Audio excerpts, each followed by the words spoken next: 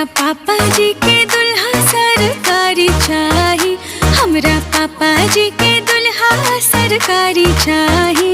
फिर तो 20 लाख रुपया एगो गाड़ी चाही, फिर तो 20 लाख रुपया एगो गाड़ी चाही।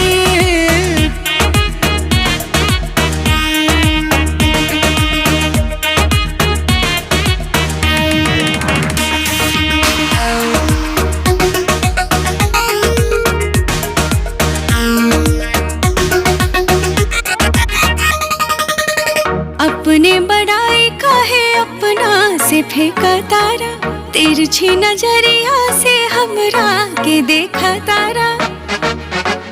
जब से कैले बानी हम तजवाइन, तब से अगुवन के लागल बाटे लाइन। खाली मम्मी के पतो संस्कार